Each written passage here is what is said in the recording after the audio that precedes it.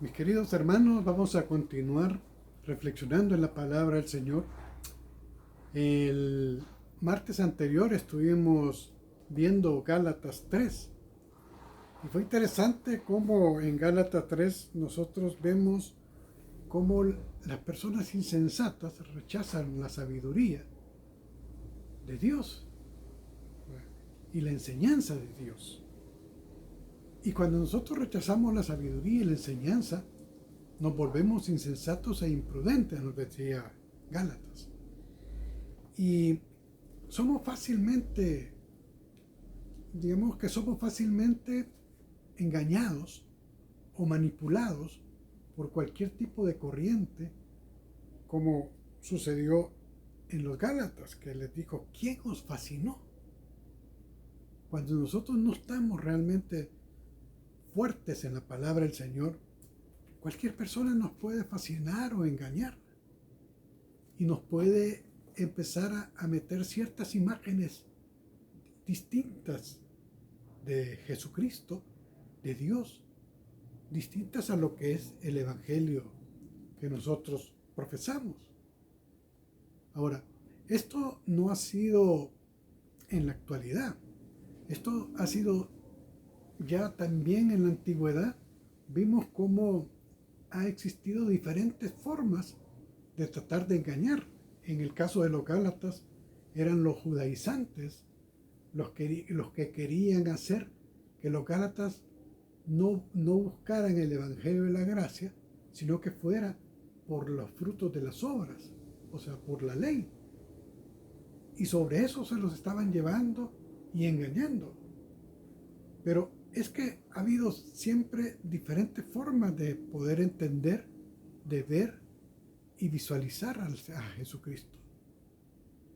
En la época de Jesús, los judíos tenían una visión muy distinta de lo que era Jesús. Les costaba a ellos entender lo que era la unión hipostática, que se le llama, que es 100% Dios y 100% humano. O sea, no lograban visualizar la divinidad de Jesucristo. Y por eso lo rechazaban. ¿Por qué? No lo lograban ver como el Mesías. Ellos tenían claridad que iba a venir un Mesías, pero sus expectativas de un Mesías eran distintas a las expectativas o a lo que Dios estaba profesando como parte del reino de Dios. En ese sentido, ellos esperaban a un Jesús o a un Mesías que viniera a restaurar el reino de Israel, que viniera nuevamente a poner el reino de Israel como en los tiempos de Salomón.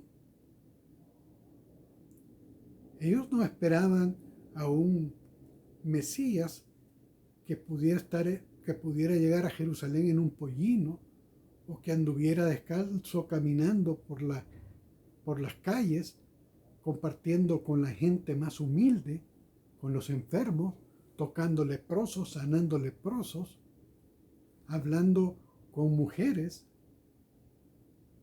Eso no lo lograban concebir. Sin embargo, Dios vino a transformar completamente esa mentalidad. Al igual que el Señor está transformando también todas nuestras vidas cuando nosotros tenemos a Jesucristo en nuestro corazón. Hay una transformación. Pero aquí lo importante, mis queridos hermanos, es que nosotros podamos ver la divinidad de Jesucristo. ¿Y cuál es su divinidad? O sea, la divinidad es que Él, siendo Dios, no escatimó el volverse hombre. Y se hizo hombre para morir en una cruz, para predicar el Evangelio del Reino, pero también para preparar a sus discípulos para continuar precisamente con el Evangelio del Reino de Dios. Morir, ser sepultado, resucitar, y en su resurrección está sentado a la diestra del Padre, y allí está reflejada su divinidad.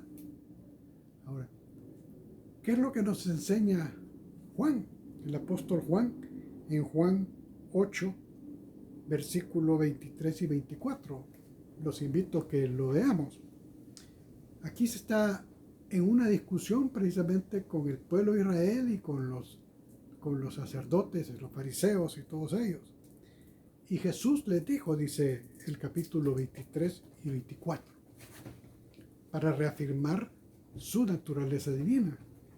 Les dijo, vosotros sois de abajo, yo soy de arriba, dijo Jesucristo. Vosotros sois de este mundo, yo no soy de este mundo. Más claro no podía haber estado. Les estaba claramente diciendo que Él era el Hijo de Dios, que Él era Dios mismo que estaba con ellos. Y no era la primera vez que se lo decía. Ya anteriormente se los había dicho. Había sido expulsado, casi apedreado, por decirlo y afirmárselo. Pero ellos no veían, no lo lograban ver como Dios, o como el Hijo de Dios, como ese Mesías esperado. Pero veamos lo que dice el siguiente versículo, el versículo 24. Por eso os dije que moriréis en vuestros pecados. O sea, porque como ellos no creen, por eso os dije que moriréis en vuestros pecados. Porque si no creéis que yo soy, en vuestros pecados moriréis. Esto es sumamente importante también para nosotros en la actualidad. Porque si nosotros no creemos que Él es Dios, cuando utiliza el término yo soy, está diciendo que es Dios. Si no creéis que yo soy, en vuestros pecados moriréis. Ese es un mensaje para nosotros también. Si nosotros no creemos que Jesucristo es el Mesías, el Hijo de Dios, vamos a morir en nuestros pecados. Porque no podamos tener esa gracia que sobrepasa y que nos da precisamente la salvación por fe. Tenemos que reconocer a Jesucristo como Dios. Ahora, si nosotros dudamos de esto, fácilmente pueden haber ciertas corrientes que nos pueden llevar por caminos equivocados. Hay muchas teologías. Por ejemplo, hay una teología que habla de la cristología de arriba y la cristología de abajo, y sobre eso han generado ciertas formas de ver a Jesucristo, y la cristología de abajo lo veían, por ejemplo, la teología de la liberación lo veía como un Dios revolucionario, como el Dios del pueblo, y así lo veían. Pero jamás veían más la humanidad y no veían su divinidad. Lo que debe de tener, o sea, lo que como iglesia nosotros debemos de tener, es precisamente la plena seguridad de que Jesucristo es 100% Dios y 100% humano. Y para esto también nosotros debemos de seguir el ejemplo de Jesucristo. Y Jesucristo transformó precisamente el siglo I, y cuando transformó completamente todo lo que los sacerdotes habían establecido o lo que ellos habían dicho. Porque Jesús les decía, oísteis que os dijeron, pero yo os digo. Ese yo os digo era la forma que Dios esperaba que ellos se comportaran y que también espera de cada uno de nosotros, de cómo nosotros debemos de comportarnos. Nosotros debemos de amar a nuestros enemigos. Debemos de tener misericordia en los necesitados. esas personas humildes en la calle que no tienen que comer. También como iglesia y como creyentes tenemos una función social que hacer. Tenemos muchos aspectos sociales que nosotros olvidamos y pensamos siempre en términos evangélicos que decimos, bueno, hay que ganar almas. Y nos olvidamos muchas veces que las almas, todas esas almas, son almas que tienen necesidades.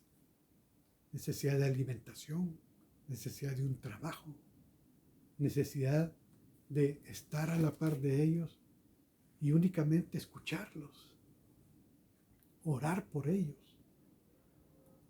estar cuando nos necesitan a cada uno de nosotros, visitar a un enfermo y amarnos los unos a los otros, ser una iglesia unida, como Dios y el Padre son uno, así Él quiere que nosotros seamos uno en Cristo. Por lo tanto, es sumamente importante el que nosotros veamos la divinidad de Dios.